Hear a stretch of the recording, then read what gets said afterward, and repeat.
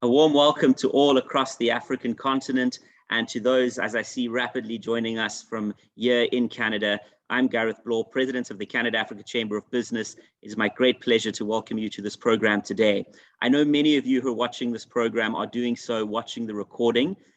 Very pleased to welcome each one of you and to kindly note that you may look below and find details in order to get in touch with some of the speakers and participate in some of the discussion post the event. I'd like to commend the speakers who are joining us today, as well as each of you who've taken time to participate. Thank you very, very much to MP Rob Oliphant, leading in the nation's capital and his constituency not far from the Chamber head office here in Toronto. MP Oliphant will be setting the stage for an important discussion on the conservation of the freshwater economy, two major aspects to life and environmental well-being, both in Canada, but across several African countries, and indeed with an importance, as the African Union has put it, to the continent as a whole. Lucia Wamala, one of the foremost entrepreneurs, is with us today. Thank you so much. Your leadership and your recognition across corridors of academia, business, and forums around the world are well recognized, and uniquely you represent Canada, Africa at its finest in terms of your own life story and experience. So in a moment, I'll be introducing you after the initial keynote remark. And then going on to Phumlani Majozi, joining us, I believe, in Johannesburg. Phumlani, an absolute pleasure to have you with us. I know it's just gone 4 p.m. I'm very excited to introduce you. And Phumlani is someone I worked with extensively over a number of years during my time in public office in South Africa.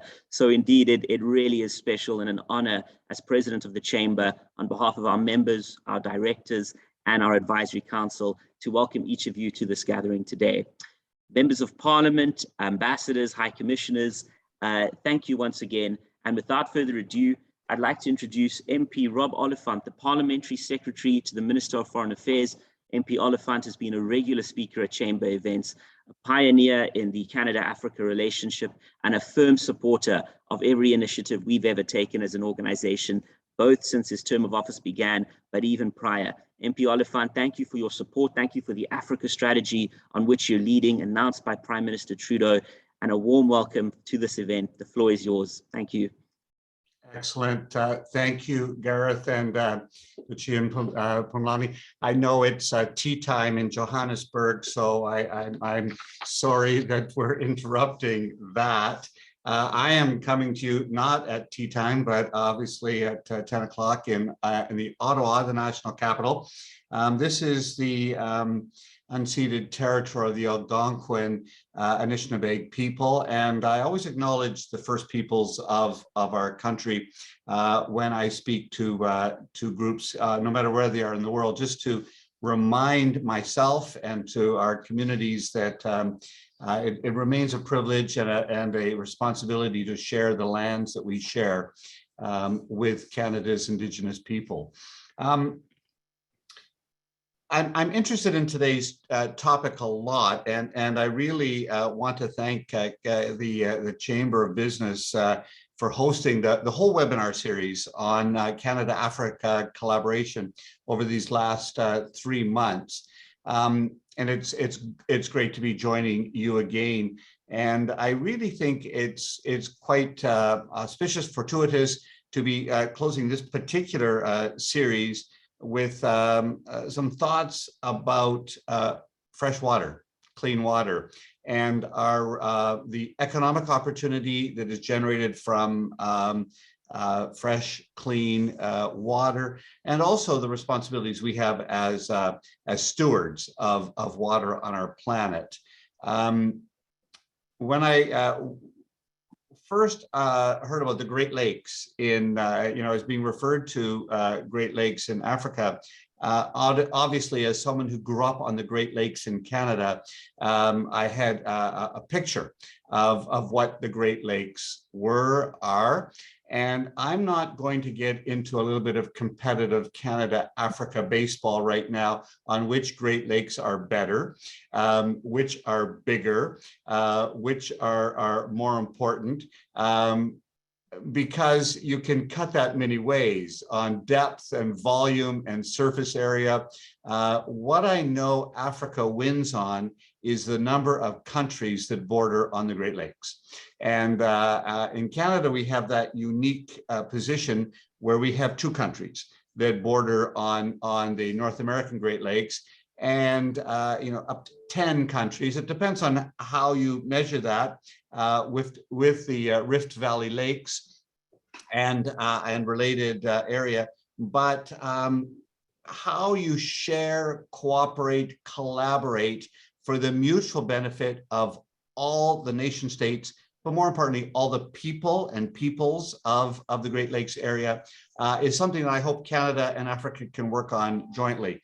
We don't have all the answers on that. We do run up at times with our American friends on differences, on different approaches. But I think over the last 50 years, particularly, we've developed ways of collaborating, sharing, engaging, that I think can assist or be partly a model for how that can happen in the Great Lakes in Africa. The Rift Valley Lakes are obviously sensitive, important, fragile, changing, interesting, and important. Much of the attention we have had continentally, as in both our continents, has been on saltwater, on the oceans that have surrounded our countries.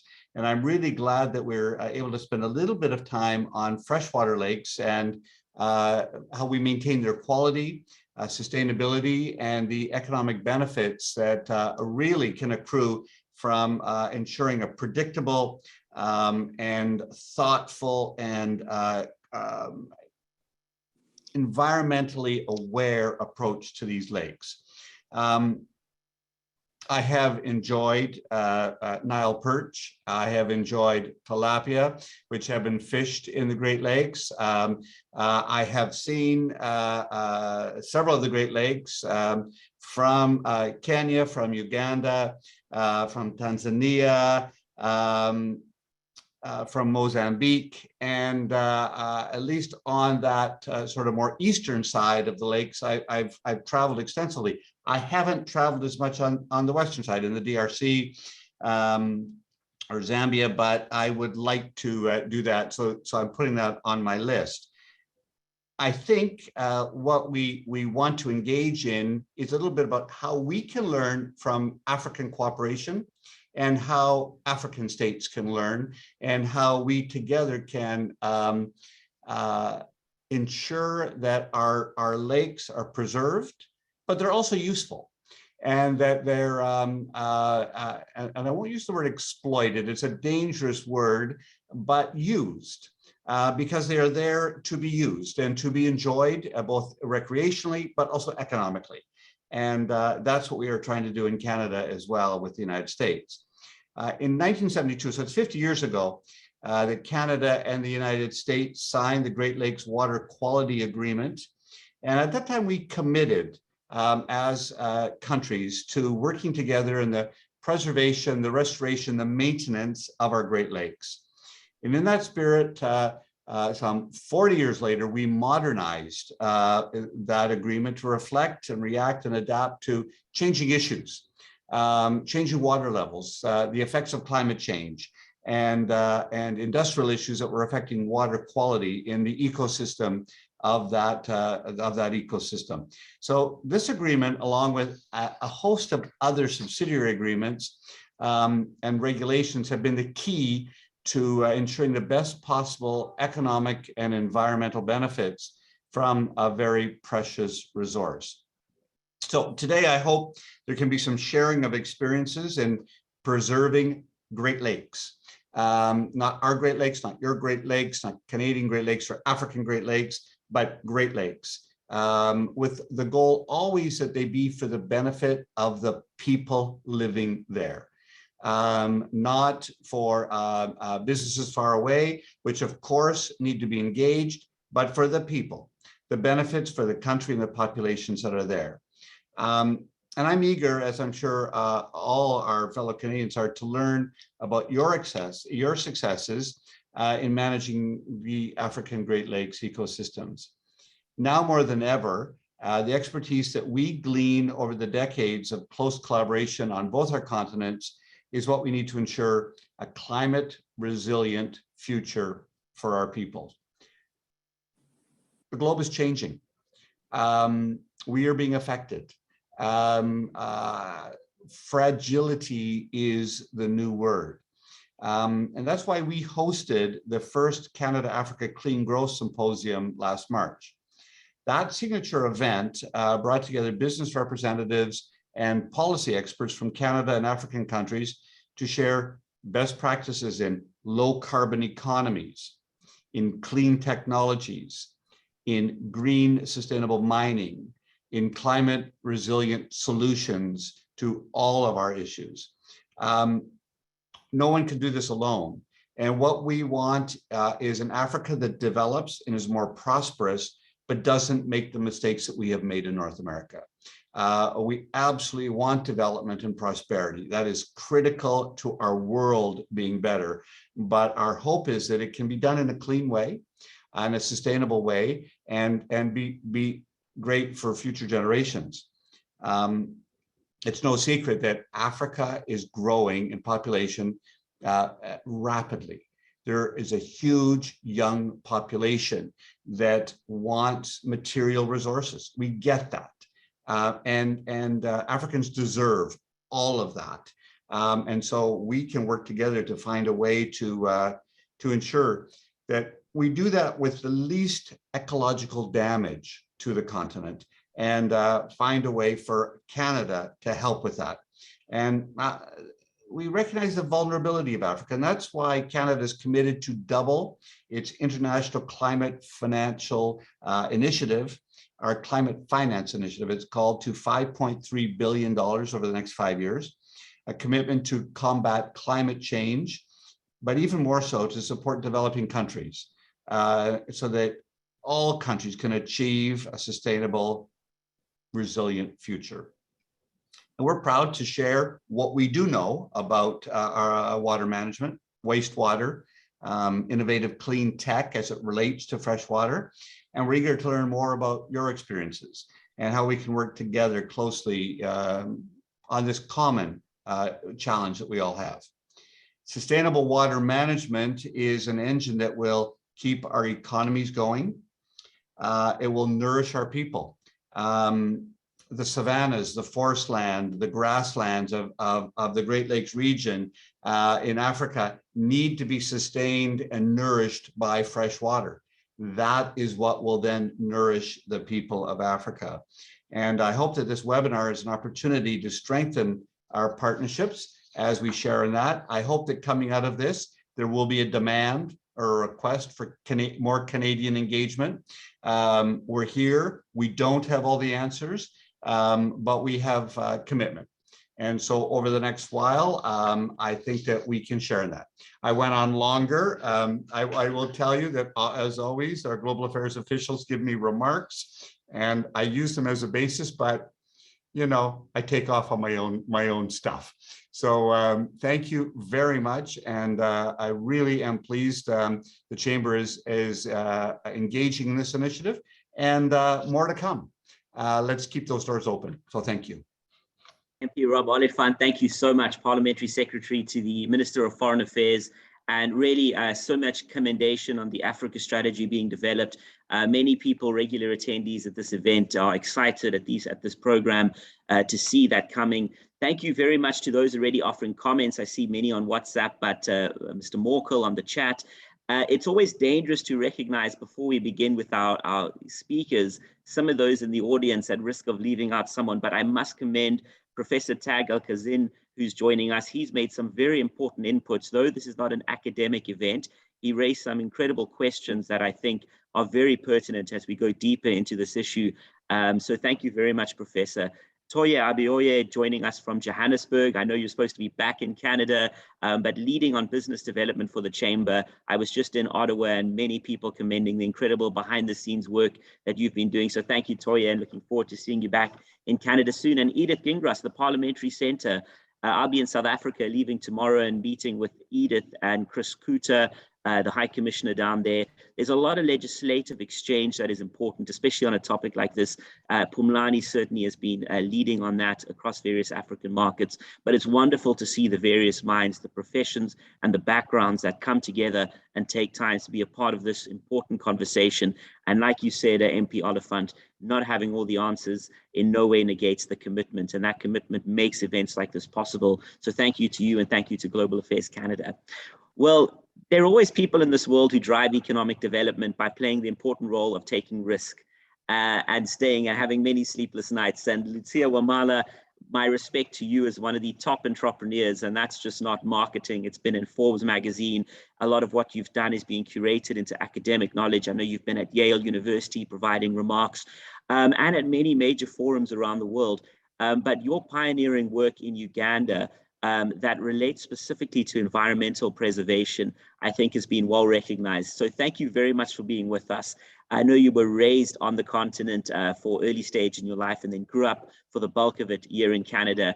And you've gone back and you're driving Canada-Africa Trade and Investment as the founder and CEO of Bakulu Power, a renewable energy services company that is dedicated to improving both energy efficiency and energy access for rural communities in sub-Saharan Africa. Your operations in Uganda and your presence in Canada are well noted, but importantly, Lucia, the issue of leadership has come to the forefront for your work. Environmental impact, social assessments, the way you've conducted that prior to launching and demonstrating a link between the business practice and electrification, climate change, and water conservation has been very noteworthy. There's a lot on the website for those who wish to read more, and I know many of you have taken a look. But Lucia, an absolute pleasure to have you. Thank you for the work you're doing and for taking time to share with us a bit about your company and why you've taken the decisions you have in that vital contribution to conservation of our precious water resources and how you've done it. Lucia, the floor is yours. I'm like, Garrett, I'm literally like shy. As you were talking, I'm like, is he speaking about me? It's funny, I had a lot of things I wanted to say, but listening to Member Oliphant, I was just like, I felt like I wanted to take notes, listening to him and just address so many things he said. I kind of forgot what I wanted to say, but I mean, good morning or good afternoon. And I have to start by thanking you for inviting me. I've often joked that I'm Canadian and I've never really done anything with Canada. So this is like a personal treat for me. I tend to go and do a lot of work with governments in Europe. Yeah, today this is like a special one for me. And like you mentioned, I was born in Uganda. I'm sorry, actually, I was born in Kenya during the war, and I grew up in Canada. So there's a lot of things that I think like I can relate to on both sides. Even just, I wasn't going to show you guys, but let me just show you something. I put this picture on my Instagram a few days ago, and it is like, I know you're like, what kind of picture is this? This was in on Lake Victoria about 12 years ago. I was there and my daughter was there in my tummy about to be born. And I remember one of my uncles saying, oh, you know, you should go to Sesame Islands. They're beautiful on Lake Victoria. And they really are. The photo, it's not just a thirst trap. It really is really beautiful. But I remember when I got there, I'm with my Canadian mind, expecting electricity to be there all the time, you know, like, and I remember being quite shocked that, you know, I'd never really seen generators before, and even the generators would fail, and it was like, okay, I guess the night's over, like there's no power, what do we do? And I was very, very, very shocked. But even at that time, I had no plans on doing anything in electricity or water, or even really thinking much of Lake Victoria at all. It's kind of funny how life can take you on a certain direction. And that photo is really special to me because having my daughter is what really changed my direction in life. I used to work in fashion and entertainment, quite a far cry from this. And I used to very politely tell people to reduce weight. And, you know, I got to a point where I probably still could look at someone and tell their measurements right off the bat. And when I look back now, I'm like, well, that wasn't the best use of my mind. But that same trip to Uganda, I went to my parents' grave. My parents both passed away when I was a kid. And I don't know if it was like a come to Jesus moment. Maybe me and member Olafit can speak about that later. I don't know. It was like a spiritual thing, having, about to give birth and doing something a little bit vapid and shallow and thinking of my parents. And I just started to think there must be something I could do that's a bit more helpful. So I came back to Canada, and because even that's interesting, I had family in Uganda that were saying, oh, just give birth here, give birth here. But again, in my Canadian mind, I'm like, I'm not gonna give birth here. Like there's electricity. Like this is crazy. So very privileged. I came back to Canada and you give birth for free and all of these things that um, you take for granted. You just don't really think about when you live wherever it is you live. I started to compare the two worlds and think of how my family lived in Uganda. And I stayed home with my daughter for years before she went to school. And then when she went to school, I thought, there's something you can do in Uganda. So that's how this whole journey started. And the thing that's interesting is when you're dealing with anything environmental, you're never really just in one industry. Like, yes, we say our core line of business is electricity, and it is. But in doing that, it's like pulling a string from a sweater. There's so many things that you think about. So for us, we work on islands on Lake Victoria. I mean, primarily because the law is different there. When you're doing off-grid, you're allowed to generate, distribute, and sell electricity. It's normally 3 different companies and then a different developer on top of that. But the law allows us to do all of that. So it's like this crazy full circle that have been brought back to Lake Victoria. But one big thing when we started the project, we had, a theoretical idea of how we do it, but we didn't have hard data. So the first thing we did was a very extensive socioeconomic study. And I mean, like knocked on thousands of doors. But even at that, we realized, well, we can't just show up and, look cute and have a good idea. Like no one's going to trust us. They don't know us. So we do a lot of stakeholder engagement with the local chief, the sub-county chiefs, the chief administrative officer. But we worked with them to hire trusted people in the community, such as teachers and nurses. And we worked together and like knocked on doors side by side.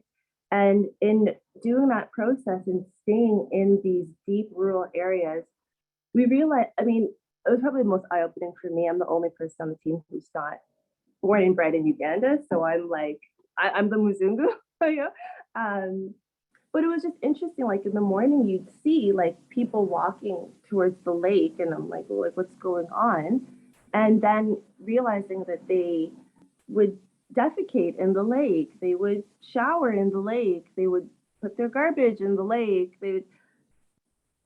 So it's like when we can talk about the Great Lakes at a really, high level numbers and depth and surface area. And I will say, Rob, for member Olafit, who was saying he doesn't want to make it sports, I win either way because Lake Superior is the largest in terms of area. The second is Lake Victoria. So Ontario, Uganda, I got both sides. But, when you see people and how they really actually interact and live with these lakes, it's completely different. So after we did our socioeconomic study, I've seen Lake people. So I was looking at one of the comments. After we did that study, we moved. The next big undertaking was the environmental permit. And they are notoriously difficult to get. Well, I mean, a lot of developers just don't bother. So they don't try. And then the ones who do try often get rejected.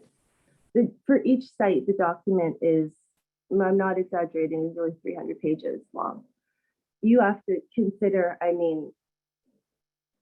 you have to consider dust, you have to consider evacuation, you have to consider fires, you have to consider noise pollution, you have to consider, what if you are digging and you hit an artifact? There's so many ministries that you have to liaise with. There's so many things you have to plan for, and it's very difficult to plan when there is no infrastructure.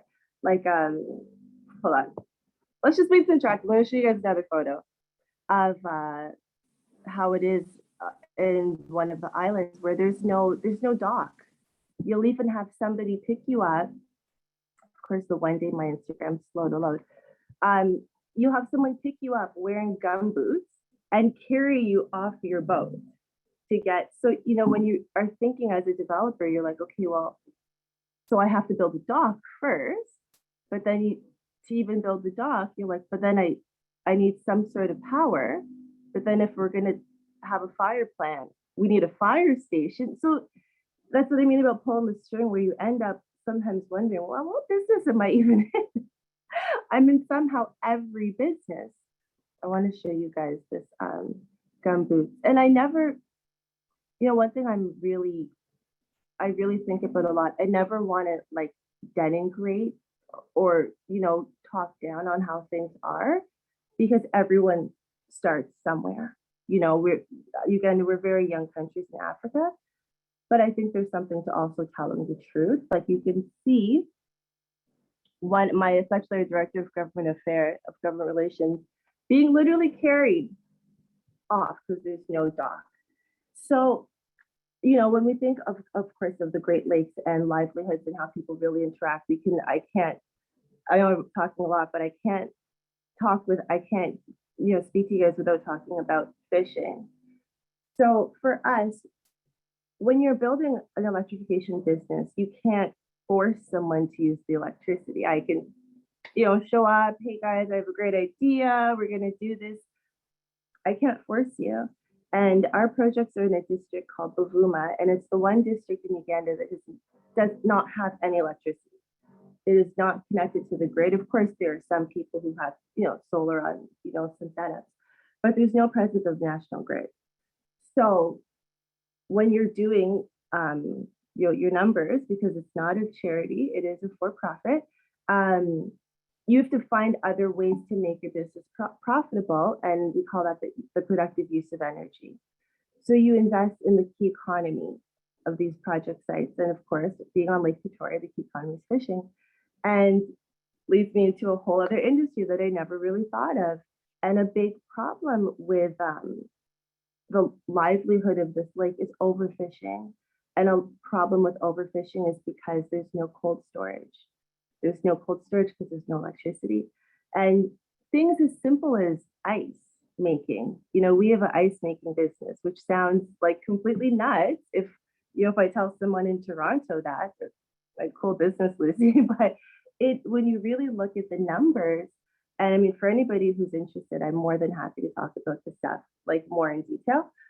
When you look at the numbers of how much food is spoiled because of a lack of cold storage, how much revenue, like how many revenues are lost, and it is a huge contributor to overfishing. And you know, I remember Oliphant mentioning Nile perch earlier. Nile perch is an interesting fish because Lake Victoria used to have, I believe it was like 500 different fish species. And the Nile perch was introduced, I believe in the 50s. Please don't kill me if I'm wrong. I believe it was in the 50s. And it was actually an invasive species. And has dramatically reduced the number of, you know, these beautiful exotic fishes. There's still a lot of really exotic fishes, but it reduced that. And it's an interesting example of why we need so many different people to collaborate on things, because you can have one idea, one person, and really mean well, but actually maybe not have the most positive effect on things that you think you'll have. So, you know, we have so many different people who work with the team. We have sociologists, we have tons of environmental specialists. We have health officials that work with us as well, because of the open defecation in Lake Victoria. It's a big problem with Bill Harcia. If I pronounced that wrong, please forgive me. And that's bilharzia is the second leading cause of death, a parasitic cause of death after malaria. So you see, the lake is, I don't even know where to stop talking because it's so important. The past 2 years, we've had rising levels, like never seen before, never been recorded. Even the president went down, and when he was speaking about it, even he saw the water rise like before him.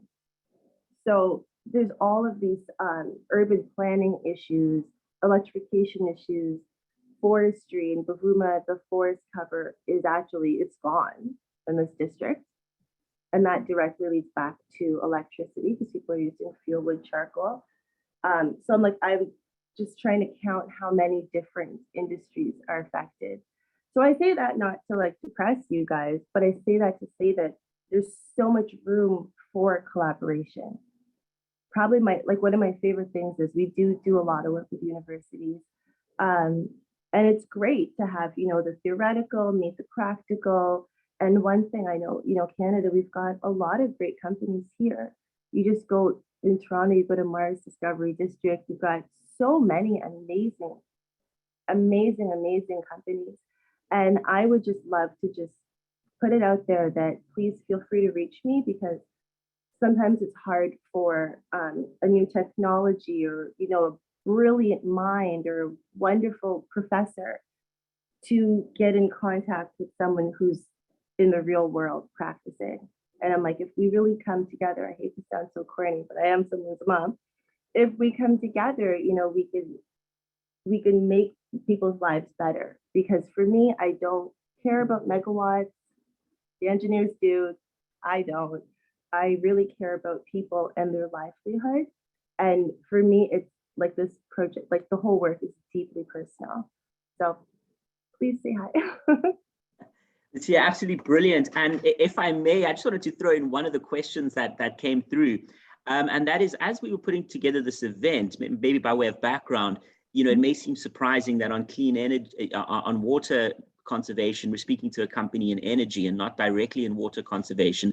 But the question is it correct that you took the view on entering into the market that you weren't just going to have a narrow focus? What led you to, inherent in your business practice, include the issue of conservation of the Great Lakes? Because as we get into the discussion on the engineering and also the macroeconomic policy on what enables this sort of action, was it an incentive? Was it pure leadership? And it, very well could have been. What led you to take that broad view, and not a siloed view?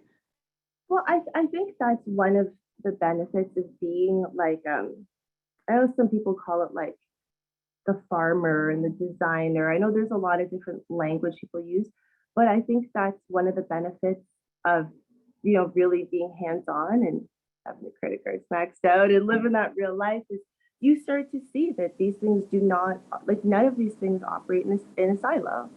So, I am often kind of singing the same song that we need different people to speak to each other. Because if you're just in a room with people who care about forestry, like that's great, but forestry is super, like electricity, like the lack of electricity is the reason why your forestry is gone, and water, agriculture, electricity, they're inextricably linked. And the more you really are in the process of doing, the more things you'll see. So it's interesting. Like, I mean, if we were to speak again in like 4 months, I'd probably have a completely new industry. I'm like, oh my goodness, Garrett, we didn't talk about this. It's just the process of really doing. And also our projects are on the lake. Lucia, thank you so much for sharing that real personal account, because behind all of the numbers, there are stories and there are people and there are decisions made to go out and to make things happen and take those risks and max out those credit cards, but all in pursuit of developing and growing the economy for people. And that human-centric approach, I think, is really, really fantastic. So thank you so much. Phumlani Majozi, an analyst. I think the last time I saw your name, Phumlani, was in Time magazine. You were cited. I was running through the airport and picked up a copy. But Phumlani is a speaker and an analyst on macroeconomic matters and business, who is working across the continent. And though I knew Phumlani in South Africa, we last saw each other, I believe it was in Nairobi. And Phumlani's work has been briefing governments, corporations, non-business associations, but really going to some of the bigger questions that were touched on a moment ago. The realities, poverty, the interconnectedness, exclusion. What is the macroeconomic framework in which we're working? And how do we ensure that more people like yourself and others who grow up on the continent, or anywhere for that matter in Canada, have the opportunity to take the talent and the passion and to really translate that into human flourishing, and, as the Member of Parliament mentioned, really prosperity across the board. So Phumlani, you serve on several councils of professional associations. In terms of your bio, I know you've been an analyst at one of the big banks on the continent, Standard Bank, but also are well sought after. You're a senior fellow with the group Africa Liberty, which is a network of independent think tanks, non-governmental, all working at curating voices of independent, emerging scholars and policy thinkers. Thank you for taking time to be with us from Johannesburg. Phumlani, an absolute pleasure. The floor is yours. Thank you, Garrett. Thank you so much. It's great to see you, sir. Yes, it's been a while. You and I last met, and I must emphasize that, yes, we did work together before. Me and Garrett did work when he was still here in South Africa. So thank you so much, Garrett. And I really appreciate the invitation to come and participate in this panel. Lucia, you are doing an amazing work. I'm a big fan already. I love people who are hands-on, people who don't talk theory, right? People who want to do things to change our society for the better. So Lucia, thank you so much for your contribution in Africa. Garrett, I see Africa as an opportunity. There is so much here that needs to be done. And that is why I see it as an opportunity. You have a young continent whose average age, I think it's plus minus 20. That's very young. Compared to, I think Africa is the youngest continent around the world. So that in a way is an advantage. You also have a population that is growing. By 2050, Africa's population will grow. In fact, they say, I think it will double, if I'm not mistaken. And when we look at other regions, their populations will go down. North America, Europe, Asia, South America, and so on. But Africa's will continue to grow. So that, in a sense, Garrett, is an opportunity, a very big one in my view. Now, given that kind of an environment that we have, where we have a young continent with a growing population, we have to be honest that we do face some fundamental challenges, right? The challenges of Lucia mentioned infrastructure. I think that's a very big one. I was looking at other statistics a few weeks back. I think one stat was from the World Bank that showed basically only 47% of the population sub-Saharan in Africa is connected to electricity. In other words, has access to electricity. And that, I think, it shows you that we have a very big challenge in that front. So we have the infrastructure issues. We also have security issues, Gareth. I think that's very important to highlight. Also look at the challenge we face with respect to security in East Africa, in West Africa as well, in Central Africa, where there are a lot of instabilities. We've also seen here in Southern Africa, where we've had to deal with, just beyond our borders in South Africa, the rise of ISIS-linked terrorists in Mozambique. So, and then we also have this, basically some unstable political foundations that we have in the continent, country by country, So all these challenges that we also have basically in many instances, we also tend to have the corruption levels. We do face a challenge. Now, the question is, how do we, all those challenges, I see them as an opportunity, right? And how do we shape those things so that we can basically, because if we can shape those things, we get them right, we get public policy right, we get matters of security right, we will definitely be in a position where we will make use of our lakes, to a greater extent, the lakes that we have. Rob mentioned something that I think was very significant earlier when he spoke, and that is you have multiple countries in Africa, along the lakes that we have. Whereas in North America, you have only two countries, that's Canada and USA. In Africa, you have multiple countries along our lakes. So the fundamental question is, how do we make use of our lakes to advance prosperity in Africa? and Rob did touch on that, that our lakes need to be useful to foster or to bolster, prosperity in the continent. Now, how do we do that, Garrett, is a matter of public policy, right? You could look at things like incentives from our public policy officials. I just mentioned the matter of security. You need public policies that will ensure law and order, right? So that in those countries there is stability, there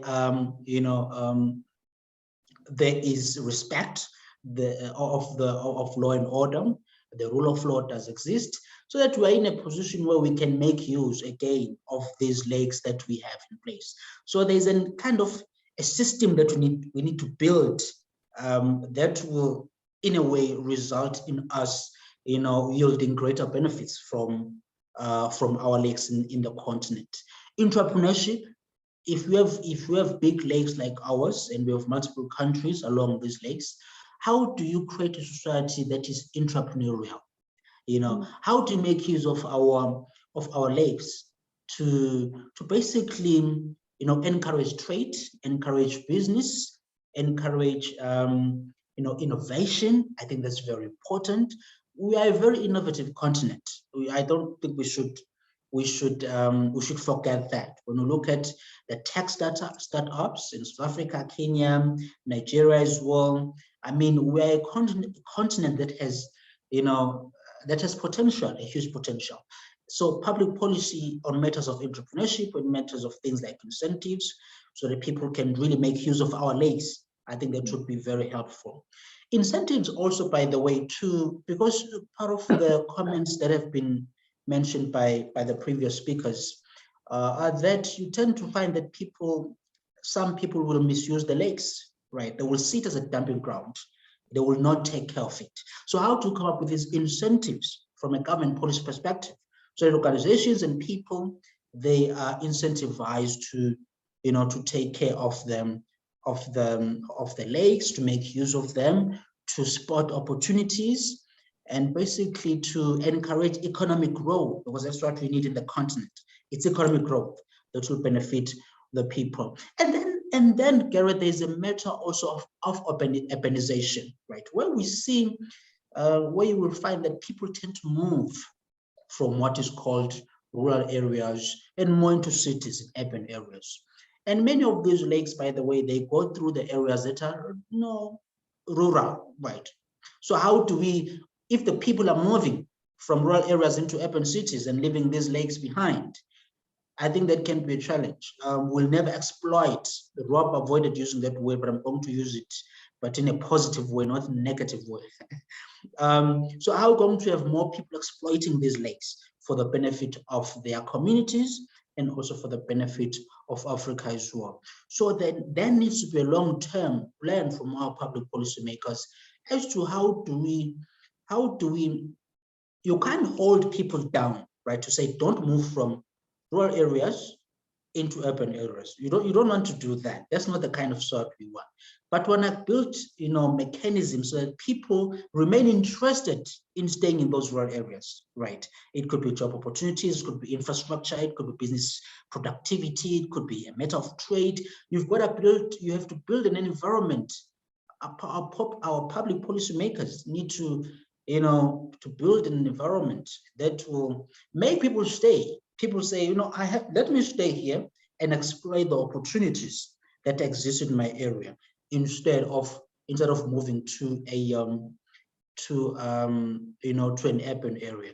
So the matters of urbanization as well, for public policymakers, it needs to be something that is also well thought out. It's a long-term issue. It can't happen overnight. But when things are long-term, I believe in having a plan.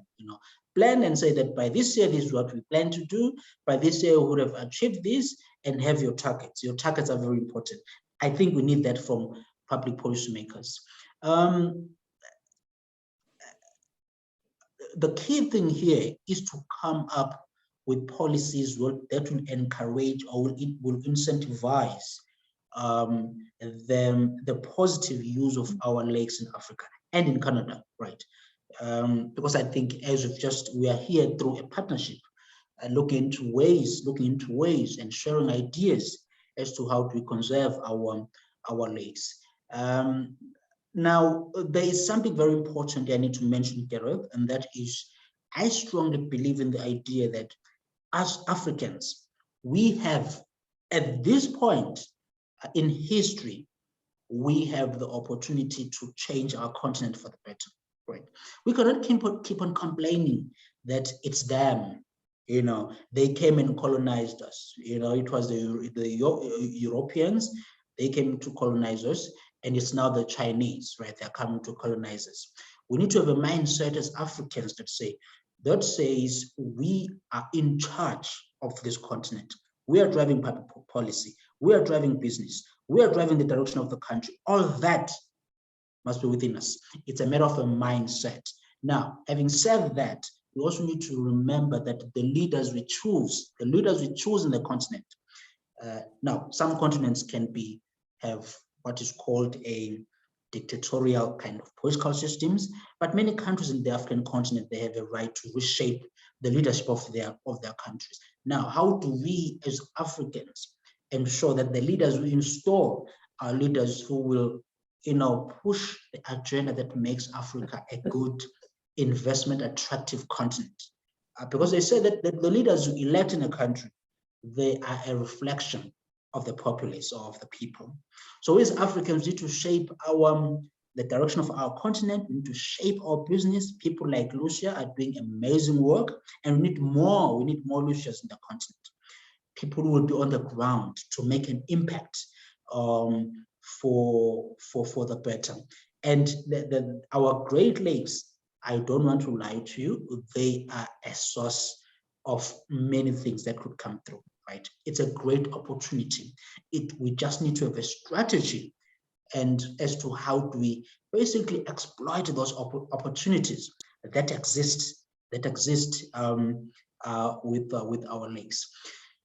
Now, I strongly believe, Gareth, in cooperation between nations.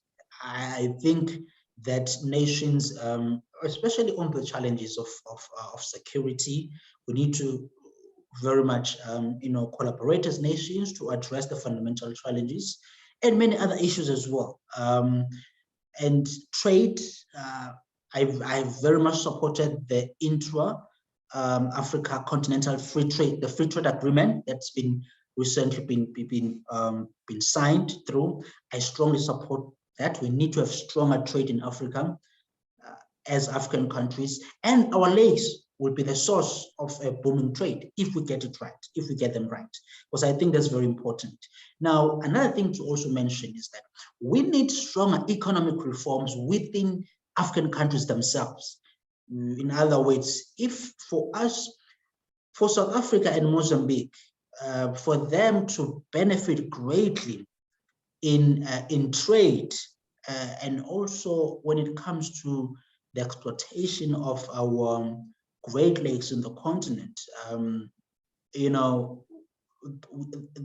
the countries within need to follow proper, policies. And most of those policies are really centered around structural reforms, how to fix education so that it's more competitive. You are creating a group, you are producing a group of young people who will be more productive going forward. And your education has to be strong with respect to that. How to come up with, pro-business policies that will encourage business growth as well as economic growth as well. That is very important. How do you deal with your tax codes? Increased taxes are not really the right policy approach, especially in repressed economies like ours on the African continent.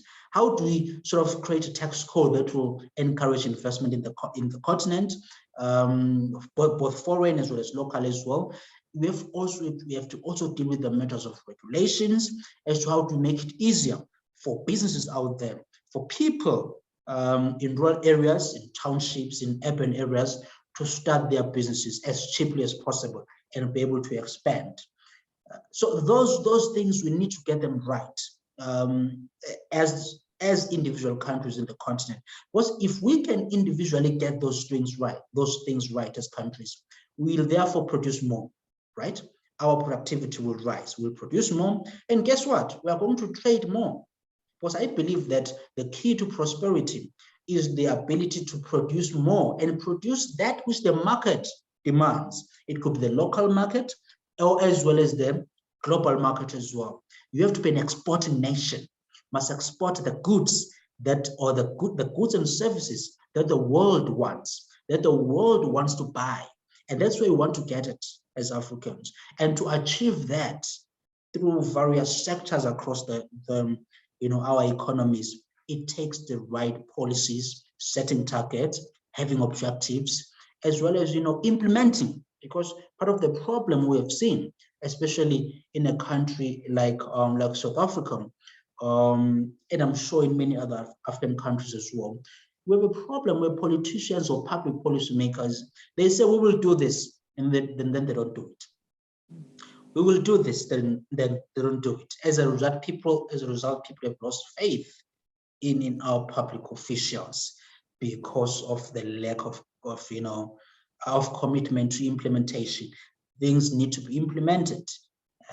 And I believe that we as citizens, we need to hold our leaders accountable that, okay, you as Garrett, we have installed you as our leader to implement XYZ. You are not doing that. How do we give other people the opportunity?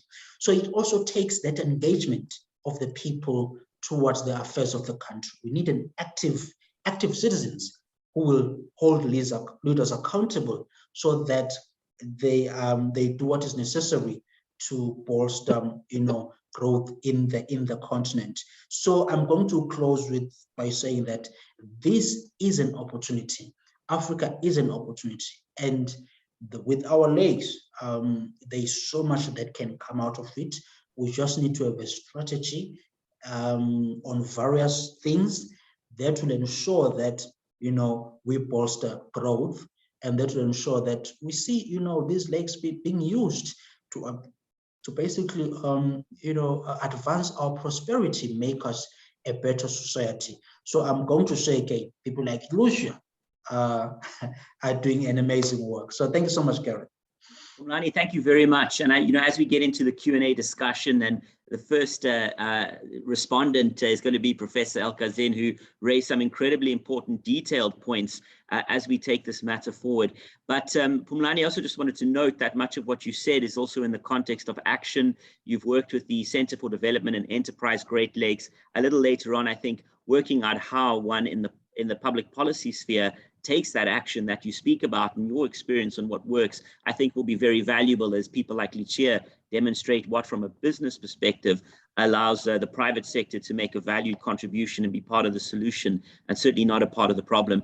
Professor El-Kazin, thank you so much for so kindly volunteering to offer remarks.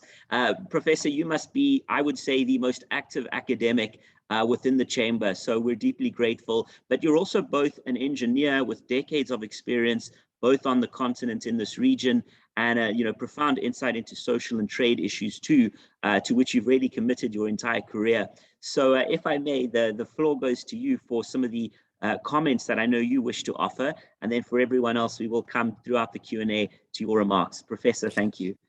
Thank you very much. Yes, I have 50 years behind me of dealing with water in Africa and dealing with conflict as well. I am a retired professor from the Institute of African Studies at Carleton University, and I am currently a senior fellow at NIPSIA, Norman Patterson School for International Affairs. What I would suggest is that we include the International Joint Commission with us in our drive for this. The IJC was established in 1909 as a cooperative body between Canada and the United States. And the IJC are managing the Great Lakes jointly with the United States. They are managing our side, and they are working extremely well. Africa lacks that. There is no continental or subcontinental joint commission established. So a legal framework, hydraulics legal framework does not exist. The reason for that is Canada and the United States are just two countries. Africa is 54 countries. If you add Sahrawi, there are 55 countries. We need to give incentive to Canada. Canada has 1/3 of the total fresh water in the world. So from a needs point of view, Canada might not be too enthusiastic because they have this massive reserve. Africa has about 9% of the world's fresh water, and they have 16% of the world's population. Most of the water of the lake's water is in the Congo Basin. Regrettably, the Congo Basin is also a hub for extractive industry. It is a hub for conflict. It is a hub for massive corruption. I would also direct my colleagues and ourselves to the Nile Basin Initiative. Canada is the father and mother of the Nile Basin Initiative, which is built in Entebbe in Uganda, right at the tip of Lake Victoria. And they don't have the Nile, which is the largest, with the longest river in the world, doesn't have an existing functional cooperative agreement to manage the waters between the partners.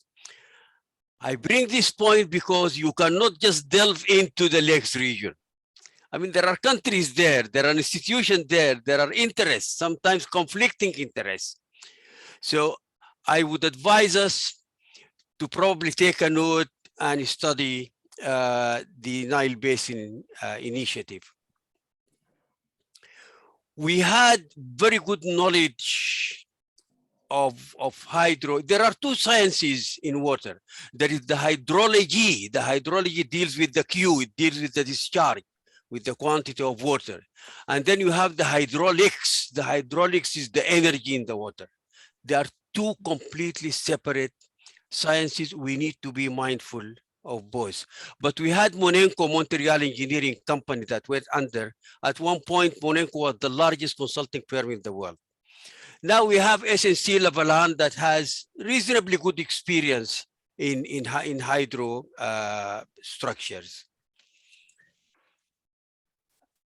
There is massive opportunity in Africa for a different type of lakes, not the Great Lakes. And that is the man-made lakes, or what they call rainwater harvesting structures. About 55–60% of Canada are pastoralists. Very large number. Some people say it is 35–40%, but there are millions of people who are pastoralists. The rainwater harvesting structures are generally about 200–300,000 cubic meters, and they cost about $300,000 to $500,000. And they are normally built along the track, the pastoral track of the nomadic tribes. And of course, you have a lot of those. You have the Turkana, the Dinka, the Nuer, the Nyangatoms, the Karamoja, the Maasai. All those are dependent on this water. I would also suggest that we add one of the largest lakes in the world just on the tip of the Great Lakes that nobody talks about. And that is the Sud, S-U-D-D, in South Sudan. These are swamps. There are 30,000 to 70,000 square kilometers of water. They can drain between 4 billion to 10 billion cubic meters of water into the main Nile. I also wish to draw our attention to a catastrophe that is happening in Sub-Sahara, and that is Lake Chad. Lake Chad was the source of survival for a lot of people, not only in Chad itself, the country, but down the track after it drains into the river. And right now, its size is only 5% of the size it has in 1964. This is a humanitarian issue, not just the hydraulics and hydrology and water issues. I would like us to take a specific look into that, and later on, if there is need, I am willing to chip in. One other thing I would like us to do is to revisit one of the best documents that were developed for Africa, and that is the NEPAD document, the original document that was developed in October 2001. There has never been before or after something that comprehensive, something that inclusive, something that well-researched as the NEPAD document. And there is a lot in there about water and about agriculture. One other use is, if you look at Morocco, Morocco have installed a very interesting solar power project. They do not take the solar power and store it in batteries. They take the heat from the solar power to superheat steam. So you need water to generate the steam. And right now, I think they have about 2,000 megawatts in the desert. So we can do energy conversion from water into electrical power. I would also like us to have some sense of division between the Great Lakes. There are those that drain into the White Nile River, and those are Lake Victoria, Lake Albert, and Lake Edward. And those that drain into the Congo River, and those are Lake Tanganyika and Lake Kivu. Somebody before talked about Lake Kivu. It is a massive lake. And there are those who drain into the Zambezi via the Shire, and that's Lake Malawi. And there is only one lake that hasn't got an exit in Africa, and that's Lake Turkana in the northern parts of Kenya. A few questions to conclude. If you want businesses to go somewhere to do something, the first question will be, what is in it for them? I mean, this is not philanthropic. This is not a community-based approach. This is business. People would like to put in money, effort, energy, whatever have you, and they would like to have a return. Yes, there could be corporate social responsibility here and there, but business is about investment and about having a return. So what is in it for the private sector? A question that we need to ask and we need to answer. What are the promoters and what are the discouragers? I wouldn't, as an investor, I wouldn't like to go into an area where I cannot repatriate my returns, where there is no mediation and everybody goes to court and I can go to jail. Why do I go down there? So we need to identify what are the promoters for involving the business community into this area, and what are the discouragers at the same time. Who will evaluate the alternatives? Lakes or no lakes? There is water outside the lakes. Are we just confining ourselves to the lakes? If lakes, what are the lakes? Where is the niche? There is a big difference between the resource and the business opportunity. Most of the resources are in the bottom of the oceans. Can you get to them? No, you cannot. So accessibility and liquefying the resource into a business opportunity is something that we need to be careful about. What I would suggest is that in the future, and I can probably bring in NIPSIA with us, I can bring in the Global Water Institute. We have a Global Water Institute at Carleton to partner with you, and we have a full day symposium, because we cannot do this in 1.5 hours. You are only touching the edge of the iceberg. So if you want to do that in the future, let me know, and I will see if I can bring NIPSIA with you, or I can bring the Global Water Institute. Thank you very much for the opportunity. Professor Alkazid, thank you so much. And there's applause from everyone I can see on screen on my side. And let me just assure you, it's a comment that came through from Burundi, that your 50 years of experience, there's a new generation, there's ready to tackle these issues and to draw on that knowledge that you've built on 5 decades. So thank you for so freely sharing that with us. I don't need to ask questions right now for the first round, Professor. I think, you tackled the issue. What is the business case? And I think no better person than Lucia can answer that. And of course, Lucia, you're one person, you may have a different view on investors. Investor pressure may sometimes lead to, practices that the entrepreneur doesn't want first and foremost to characterize the business.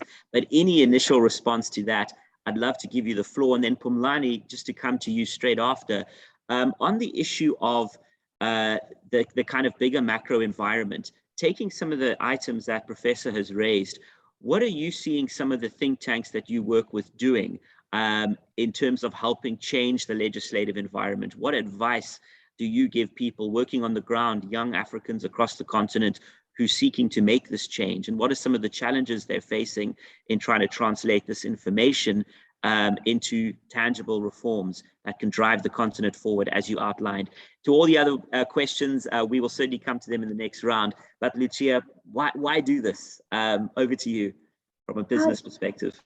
For sure. I mean, Professor, thank you so much. I don't know if you saw, I was even leaning into my camera listening. I think the professor made a very good distinction between charity work and for-profit. And it's a constant reminder. And a lot of times people get confused. I like how Phumlani also said, these are opportunities. You can look at a lot of these things and, okay, for $1 a day, we can do this, and let's have the women make bracelets, and who's buying them? You need things that really, the real world really wants. So I think mindset is definitely step one. And then also when you look at business, there's many levels of business. You can have, obviously we see like the Grand Renaissance Dam and these huge projects, which are really needed to move the needle. But it doesn't mean that somebody who maybe has a bit of a smaller idea can enter too. So I think it's just being realistic and understanding, are you doing work that's suited to maybe charity work? Are you doing work that is suited to true enterprise profits? And also, finding investors that make sense for what you're doing. And I think a lot of that is, is being honest. It's getting the right kind of partners and the right kind of investors, because there's so many different levels. You could look at the aquaculture, you can look at, fishing, then requires boats and ferries and exporting, just even the fish, and then you can look from the electricity side. And, our projects, we do mini grids, which are pretty small in terms of energy. They're under the $5 million, just under the $5 million mark for our 3 sites, which is very small. So that requires a different kind of partner, a different kind of investor, the kind of person who's interested in, Grand Renaissance, or they're not interested in the mini grid. But I think that all of these different levels of business and charity too, not here to denigrate charity, they're all needed. And I think it's just really recognizing early on what it is you are doing, for who, why, is this going to make money? Who's interested in taking the journey with you?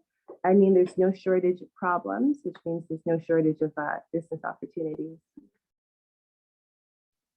And Phumlani, how are you working on the policy to enable people to do this and to realize not only the business opportunities, but to tackle policy reform?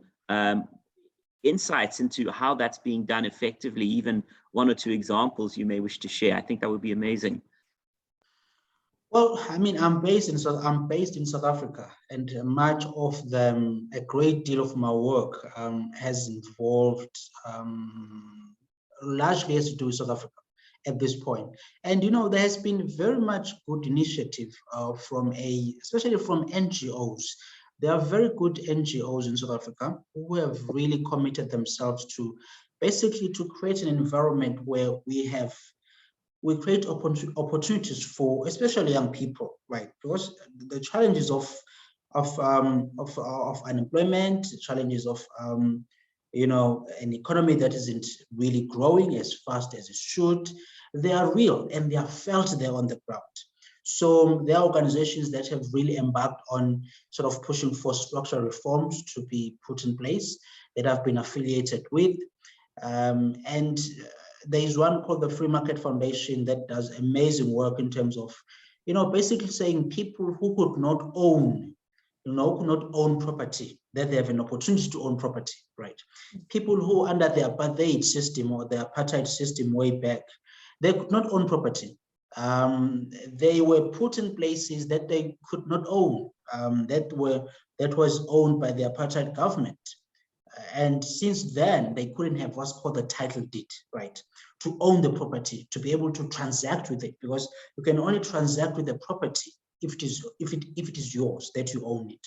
So they were deprived of that opportunity.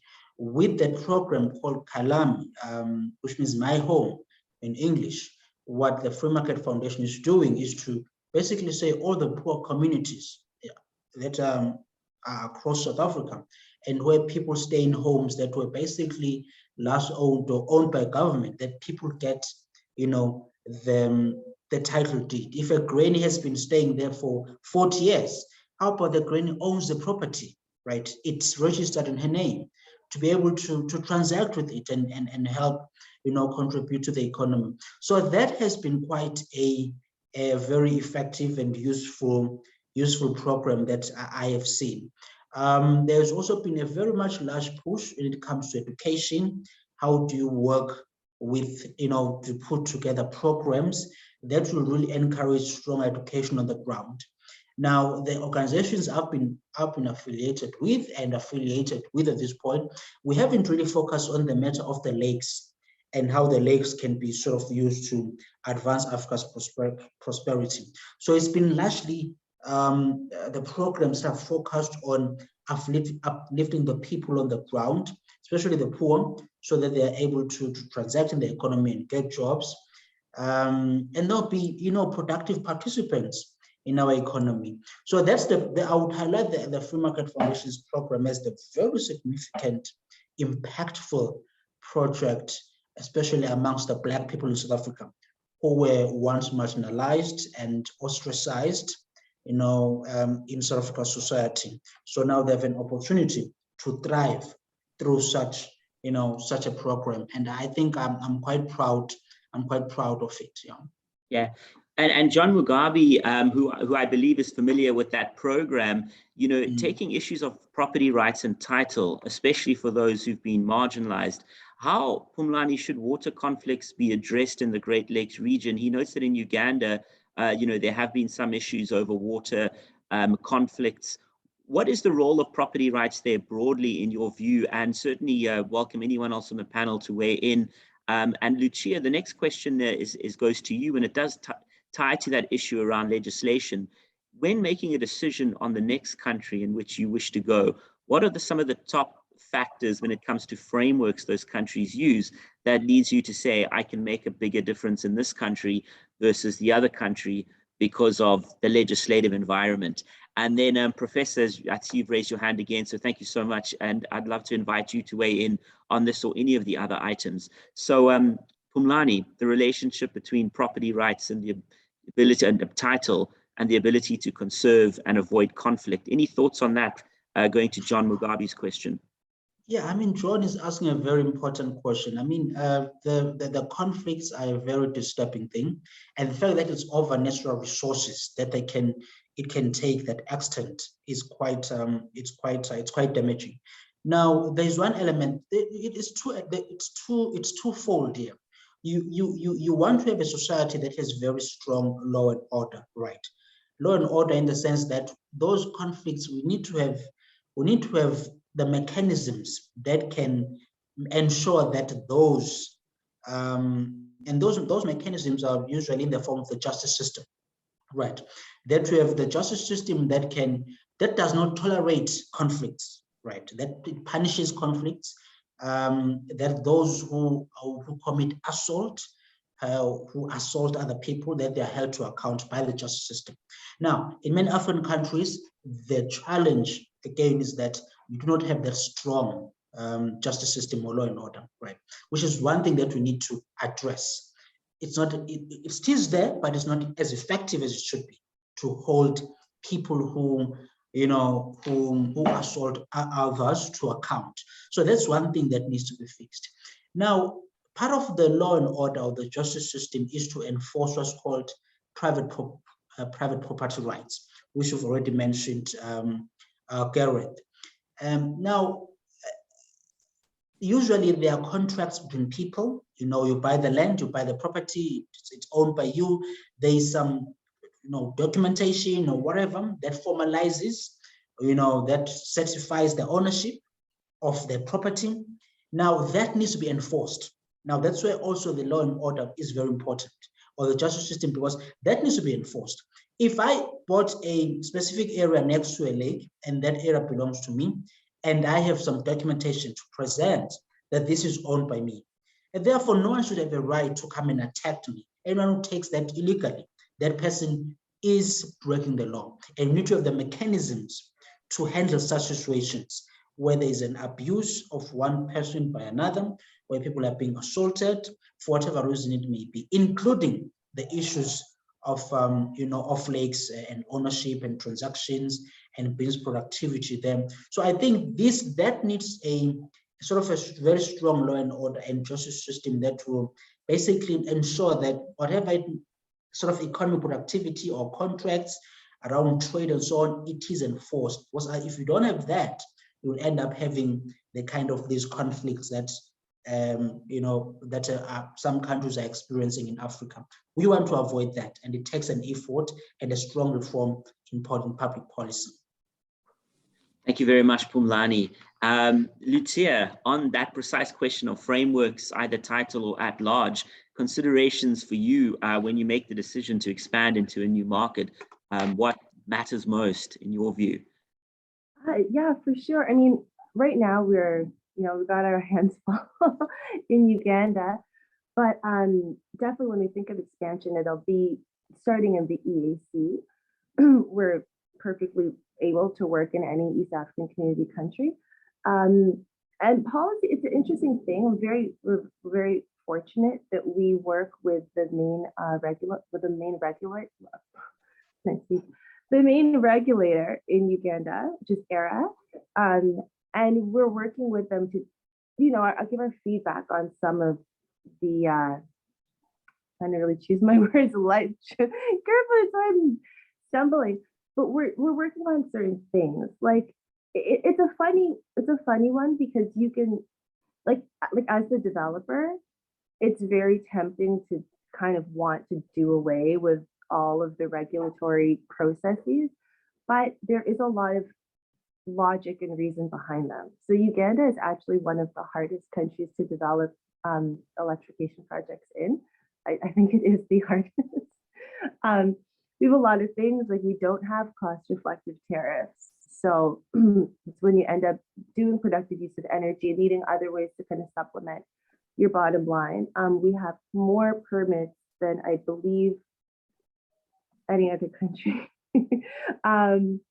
And they're not inherently bad, but I think there's certain things like, there's no reason for a project, a mini grid that's less than even 1 megawatt to have to go through the same process as Grand Renaissance Dam. There's things like that where it's a process. And I think Pumlani must know, it takes a long time to create policy. You don't want to cut corners. You don't want to just be greedy.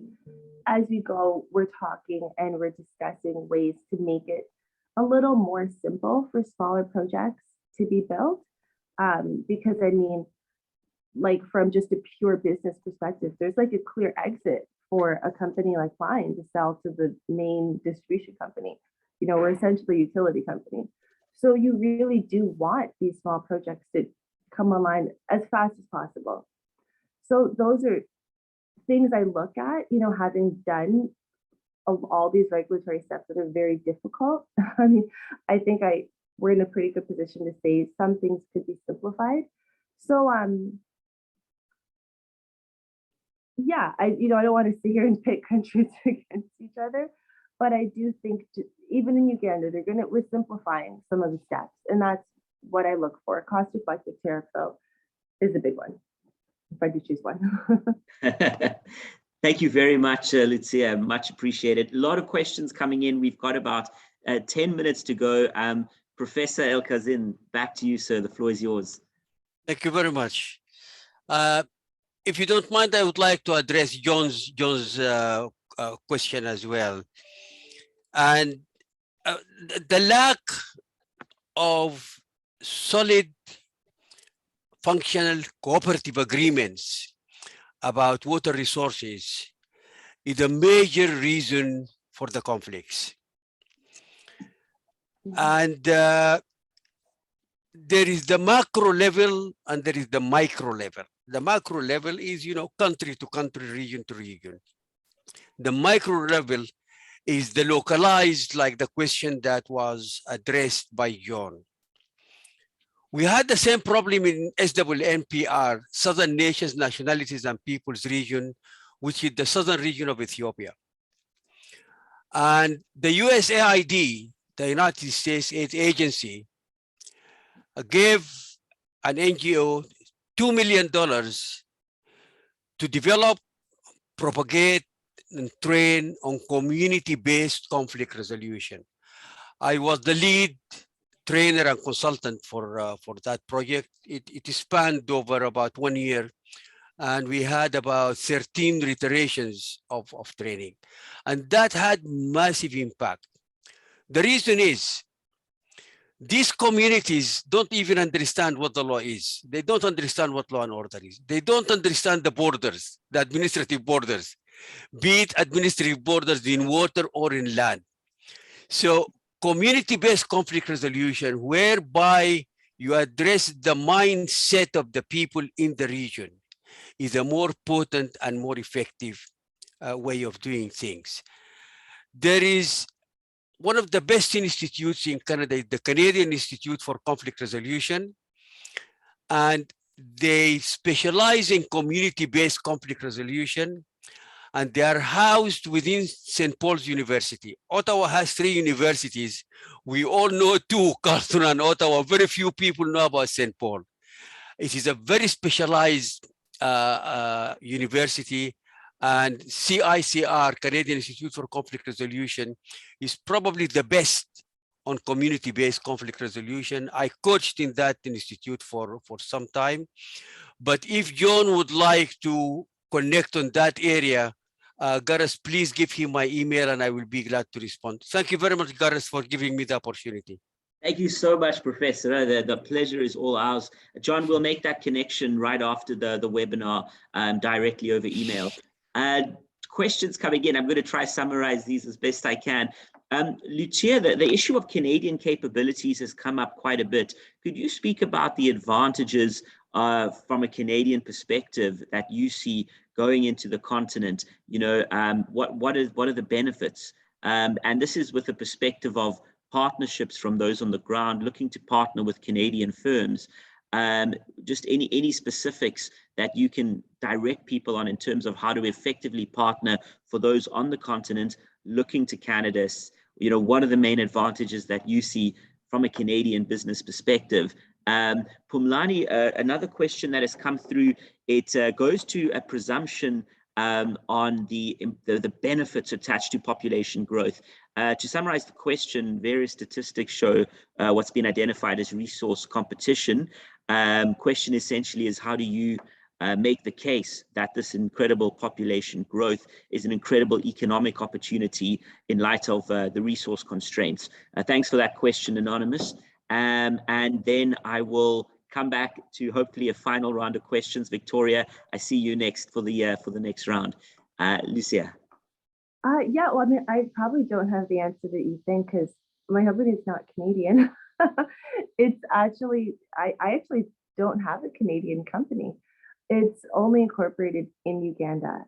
And shockingly, I don't work with any institutes in Canada. I'm like, this is just me being like, member Oliphant, hi. I would love to have more connections in Canada. That's why this, you invited me, really excited me so much. Yeah, we typically work with American schools and a lot of European companies and universities. Yeah, I mean, I have the same question myself. Yeah, well, we've definitely got a few prospective connections to make, that's for sure. And you've been able to build, this entity while having Canada as a home. And, many people see geographic distance as a barrier to doing business. Just on a question of clarity that came through, how do you do it? How do you live in Toronto and have all this incredible work in Uganda? Because it can be done, clearly. Yeah, I was big on Zoom before everyone else jumped on Zoom. That's one. WhatsApp is like key. But I mean, before the pandemic, I used to travel on it. Like it was getting to the point where I was every other week. I was traveling. So I was not, a lot of times I wasn't in Toronto or Kampala, but I move around a lot. And also I have just like the most amazing team ever. And it's just every day, you just see as you go, and there's going to be a time where actually I'm going to Uganda next month, but there'll be times when I really will have to break up my schedule and spend a lot more time in Uganda as it is here. I mean, I think for me, a big challenge in all of this travel is that I am a mom. I'm a single mom too, but it can be done. Zoom does a lot for you. So there's WhatsApp. And being here in Canada a lot of the time, especially over the past 2 years, you kind of get more hours in the day, or you work all the time. Depends on how you want to look at it. But you do get a bit more out of your 24 hours. Fantastic. Pumlani, the population, growth, turning that to an economic advantage growth. Some of your thoughts on that. Over to you. Oh, sorry, Pumlani, you just unmute. Perfect. So I want to say, I mean, when I was speaking, I again and again said opportunity. Africa is an opportunity, and that's how I see it as well, that having the growing population is an opportunity. Now, the question is, are our leaders, or are we as Africans, pursuing the policies that will exploit that opportunity, right? So, I mean, there is so much that can be done in terms of, utilizing, our mindset, our resources, to ensure that we create an entrepreneurial society. These young people, if they can be entrepreneurial, the idea that you have to work for someone, we need to change that and think about that. How do you rather, have an objective to employ other people? How do you become entrepreneurial to start a business? I think that mindset, is very critical. My point is that if the right policies are pursued in the African continent, that can be of great benefit, right? The fact that we have a young population and that is growing, if the right policies are being pursued. And there are good examples, right? When you look at Rwanda, that is currently governed by Paul Kagame, just look Rwanda 25 years ago, right? Compared to where it is today. Now, is it perfect? No, it's not perfect. But you see the difference, right? Because of the public policies that have been put in place. This is just 25 years, right? Of trying to make a country to be better. There's also Botswana as well, has been trying to put in the right policies that can advance the country and grow the country and grow the people's standards of living. So if you can have that kind of thinking across the continent, that will encourage basically the entrepreneurial spirit, also the idea that we need strong reforms on the ground so that people can benefit. Now, if that thinking is put in place, that growing population is definitely a plus for the continent. Now, if that is not done, as it seems right now in the African continent, that such things are not being done, because the reports that have been released even by the Fraser Institute of the Fraser Institute's Index of Economic Freedom, you can see that Africa is ranked at the bottom, right? There are fundamental things that are not being done on structural reforms. And as a result, we are where we are, right? If those things can be done strongly and fiercely, I think that we can tap on the opportunity that exists with this, with the growing population. So, it's an opportunity. We just need to take, to make use of it. If we don't make use of it, then these problems that currently exist and that we face, they will continue to compound, and that won't be good for the continent and its people over the long term. Phumlani, thank you so much. And that Fraser Institute work is being actually conducted right here, just down the road from the chamber in Toronto, a Canadian think tank, but some of the partnerships and events happening across the continent to facilitate exchanges and to turn that data into solutions led by Africans, I think is very exciting and speaks to the spirit of partnerships that are both around business, but also how you create that enabling environment for business in a whole of society approach. It has just gone 11:30. I know that 5:30 over in Johannesburg and across much of the continent. Thank you to each of you as our panelists, first and foremost. Lucia Wamala, an inspiration for those who are willing to take that leap, leave their comfort zone and pursue something that really is just commendable. And Phumlani, I know that you share my enormous respect for the role of entrepreneurs and what it means for economic development and human well-being. Phumlani, thank you for your research, for sharing some of your thoughts at a broad level and the application, especially on the issue of titling. Victoria, I'm very excited, and thanks for your understanding that we can take that offline, because some of the challenges around titling, that example next to the lake, Phumlani, a lot to unpack there. Professor El-Kazim, thank you so much for so willingly coming on an ongoing basis and sharing your expertise in that 5 decades worth of work. We certainly want to ensure that over the next 50 decades, the application of that sees the prosperity that we all desire across the board. And thank you again to our Member of Parliament, to his team who've been here, the Parliamentary Secretary, to the Minister of Foreign Affairs, and finally to Global Affairs Canada. This is the end of a 6-part series. Very excited to go back to in-person. Kicks off in Ottawa next month. And certainly, Lucia, cannot wait to have you with us at the chamber in person again. Excited to see what the next 6 months holds for you. And Phumlani, I get to see you in Johannesburg in just a matter of 2 weeks. Can't wait to catch up. Thank you to each one of you. Excellent. Thank you so much. It's been my pleasure, as always, as president of the chamber, to facilitate this meeting.